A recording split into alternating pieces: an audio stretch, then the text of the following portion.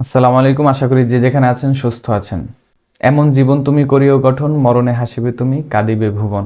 বেগম খালেদা জিয়ার মৃত্যুতে যেন পুরো বাংলাদেশ এখন অশ্রুসিক্ত এবং একদিনের সাধারণ ছুটি পর্যন্ত ঘোষণা করা হয়েছে। মানুষের মৃত্যু তো এরকমই হওয়া উচিত। সৃষ্টিকর্তার ডাকে আমরা প্রত্যেকেই একদিন সাড়া দিতে হবে। এই চিরন্তন সত্য সবারই মেনে নিতে হচ্ছে এবং মেনে নিতে হবেও।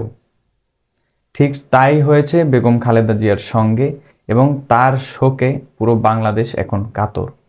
ওনার নামের পাশে একটা টাইটেল সবচেয়ে বেশি জুড়ে দেন সবাই এই মুহূর্তে, কিংবা এর আগেও, এবং সেটা যেন ওনার নামেরই একটা অংশ।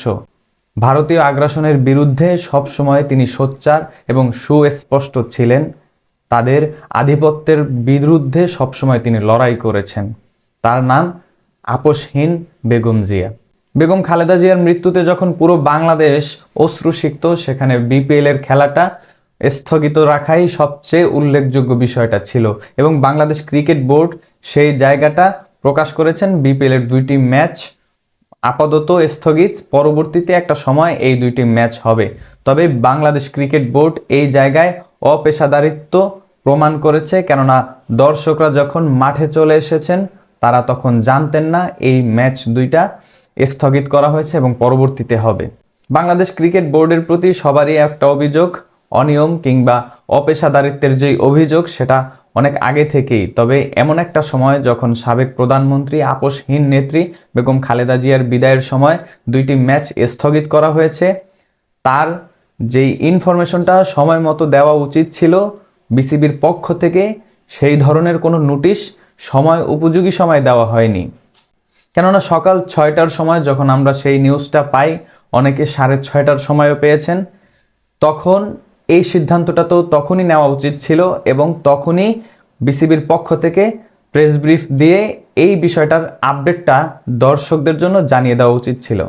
কেননা যারা সিলেট স্টেডিয়ামে খেলা দেখতে গিয়েছেন তারা অনেকে চট্টগ্রাম থেকে ট্রেন যোগে গিয়েছেন, অনেকে পার্শ্ববর্তী বর্ডার অংশ থেকে এসেছেন, অনেকে পার্শ্ববর্তী জেলা থেকেও গিয়েছেন। সেক্ষেত্রে দূর দূরান্ত থেকে যেই ক্রিকেট ভক্তরা বিপিএল এর এই ম্যাচের জন্য এসেছেন তারা তো ভোগান্তিতে পড়েছেন। তাদের বিক্ষোভ, তাদের যে আন্দোলন গেটের বাইরে, সেটা কিন্তু এই বিষয়টাকে কেন্দ্র করে। অনেকে বলছেন আমরা দূর থেকে এসেছি, আগে জানাতো। এই টিকিট থেকে এই ম্যাচ পরবর্তীতে দেখতে পারবে, বিষয়টা তো সেখানে নয়। বিষয়টা হচ্ছে এই সাধারণ জনগণ, যারা ক্রিকেট প্রেমী, যারা ভক্তরা, দর্শকরা মাঠে গিয়েছেন, তাদের যেই ভোগান্তি, সেই ভোগান্তির খেসারতটা কে দিবে? ভক্তরা যখন একটা দিনকে কেন্দ্র করে, একটা ম্যাচকে কেন্দ্র করে মাঠে যান, তখন অনেকেই অফিস ছুটি নেন, অনেকে স্কুল ছুটি নেন, অনেকে স্কুল ফাঁকি দেন। যারা স্টুডেন্ট রয়েছেন তারা অনেক সময় ক্লাস ফাঁকি দিয়েও খেলা দেখতে আসেন।